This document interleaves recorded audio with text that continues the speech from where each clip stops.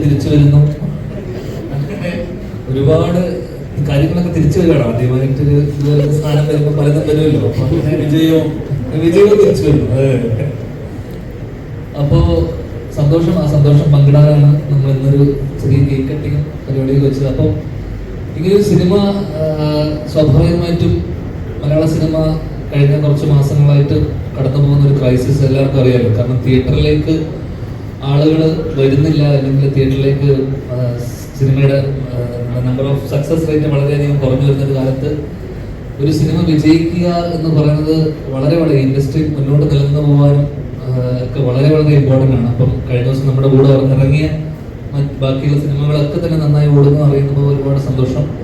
അപ്പോൾ ഇങ്ങനെ മഴയും ഇത്തരം പ്രതിസന്ധികൾക്കിടയിലും ആൾക്കാർ തിയേറ്ററിലേക്ക് വരുന്നുണ്ട് എന്നറിയുമ്പോൾ, കാരണം നമ്മളുടെ ഏറ്റവും വലിയ സൂചനയാണ് ഇന്ന് നമ്മൾ ഇന്നലെ ഇന്നുമായിട്ടുള്ള നൈറ്റ് ഷോസ് ഒക്കെ തന്നെ, നൈറ്റ് ഷോസും ഡേ ഷോസ് ഒക്കെ നമുക്ക് ഹൗസ്ഫുൾ ആണ്. ഓൾമോസ്റ്റ് ഓൾ കേരള നമുക്ക് ഹൗസ്ഫുൾ ഷോസ് ഉണ്ട്. അപ്പം എന്തായാലും ഈ സന്തോഷം നിങ്ങളോടൊപ്പം പങ്കിടുന്നു.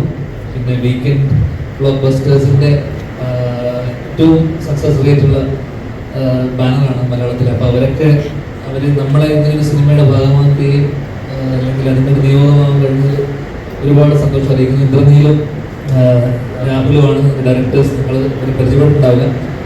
അപ്പോൾ അവരുടെ ആദ്യത്തെ സിനിമ അവർ ഇതിനു മുന്നേ ആരുടെ അസിസ്റ്റ് ചെയ്തിട്ട് വർക്ക് ചെയ്തിട്ടൊന്നുമില്ല. അപ്പം ചേച്ചി സംബന്ധിച്ചിടത്തോളം ചേച്ചി ഒരു ധൈര്യം. കഴിഞ്ഞ ദിവസം ആരോ ചേച്ചിനോട് ചോദിക്കുകയും ചെയ്തു, പുതിയ സംവിധായകർ നമ്മളെപ്പോലത്തെ ഒരാൾ നടൻ, അപ്പൊ ചേച്ചിക്ക് ഒരു സിനിമ എടുക്കുന്നത് എന്ത് ധൈര്യത്തിലാണ് ചേച്ചി ഇറങ്ങി പുറപ്പെടുന്നത് ചോദ്യം വരും. അപ്പൊ ചേച്ചി അതിന് ഉത്തരം പറയേണ്ടി വരും. അപ്പോൾ ചേച്ചിയുടെ ധൈര്യം നമ്മളിവിടെ ഇതോടൊപ്പം തന്നെ നമ്മൾ എടുത്തു പറയേണ്ടതാണ്. എന്തായാലും സന്തോഷം, ഒരുപാട് സന്തോഷം. എന്തായാലും കഴിഞ്ഞ ദിവസങ്ങളിൽ വന്ന റിവ്യൂസ് ആയിക്കോട്ടെ, അല്ലെങ്കിൽ നോർമൽ ഓഡിയൻസിന്റെ ഒപ്പീനിയൻ ആയിക്കോട്ടെ, എല്ലാം തന്നെ എബോവ് ആവറേജിന് മുകളിൽ, അല്ലെങ്കിൽ വെരി ഗുഡ് എബോവ് ആവറേജ് എന്നുള്ളതൊക്കെ തന്നെയാണ് നമുക്ക് വന്ന് കിട്ടിയ അഭിപ്രായങ്ങളെല്ലാം തന്നെ. അപ്പം ഇന്നത്തെ കാലത്ത് വാച്ചബിൾ അല്ലെങ്കിൽ പാസബിൾ എന്ന് പറയുന്ന ഇങ്ങനെ സിനിമ അഭിപ്രായം വരുന്ന വലിയ കാര്യമാണ്.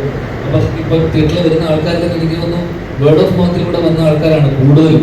ഒരു 90% ആൾക്കാരും സിനിമ കണ്ട് അഭിപ്രായം കേട്ട് അറിഞ്ഞു വരുന്ന ആൾക്കാരാണ്. റിവ്യൂസ് ആയിക്കോട്ടെ, ക്രിറ്റിക്സ് ആയിക്കോട്ടെ, നമുക്ക് ഇതുവരെ വന്ന റിവ്യൂസ് എല്ലാം തന്നെ ആരും ഒരാളെ തന്നെ മോശം എന്ന് പറഞ്ഞിട്ടില്ല. അത് തന്നെ വലിയ കാര്യം.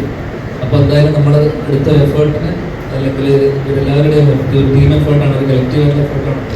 അത് അപ്രീഷിയേറ്റ് ചെയ്യുമ്പോൾ ഒരുപാട് സന്തോഷം. Thank you. ചേച്ചി പോകും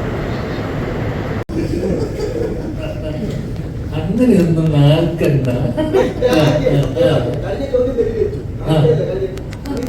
അല്ല അങ്ങനെ പറഞ്ഞ പ്രതികാരമൊന്നുമില്ല. കാരണം ഇതിനെ തുടർന്ന് സിനിമകൾ വരുമല്ലോ. അപ്പൊ പിന്നെ ഇപ്പൊ വെറുതെ തീരുമാനം വിട്ടിട്ട് കാര്യമില്ല. കാരണം സിനിമയാകുമ്പോൾ അത് ഓടും, ചിലത് ഓടാതെ പോവും. അപ്പൊ ഇത് ഒരു ഓൺഗോയിങ് പ്രോസസ് ആണല്ലോ. അപ്പൊ അതിനിടയിൽ ചില സിനിമകൾ ഓടും, ചില സിനിമകൾ, നമ്മുടെ കേസിൽ മിക്ക സിനിമകളും ഓടാതെ പോകുന്നു, ചില സിനിമകൾ ഇടയ്ക്ക് ഓടുന്നു. എന്നെ സംബന്ധിച്ചിടത്തോളം ഇത് പ്രതികാരങ്ങളൊന്നുമില്ല. ഒരു സിനിമ ഒന്നിൽ ഓടിയല്ലോ എന്നുള്ളതിന്റെ ഒരു സന്തോഷം ഇവിടെ പങ്കെടുക്കുന്നു മാത്രം.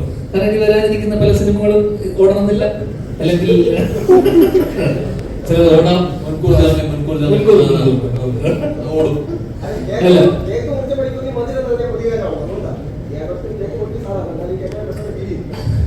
ചുമ്മാ അല്ല അങ്ങനെയല്ല.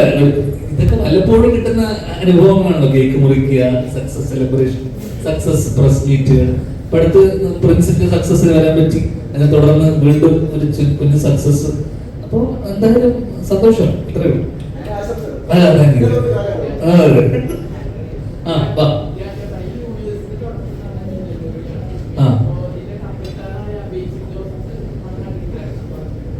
കണ്ടിട്ടുണ്ടോ ചേച്ചി? ഇല്ല, അല്ല ബേസിൽ കണ്ടിട്ടില്ല തോന്നുന്നു. ഇല്ല.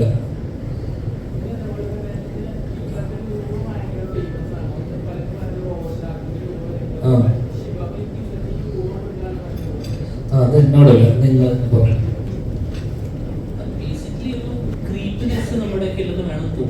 അപ്പോൾ അതിൽ പണ്ട് 90s ആയതുകൊണ്ട് തന്നെ ഒരു കോമൺ സംഭവം കൊടുക്കാവുന്നേ ഉള്ളൂ. അല്ലാതെ ഷിപ്പുമായിട്ടൊരു റോഷായിട്ട് അങ്ങനെ കണക്ഷൻ ഒന്നുമില്ല.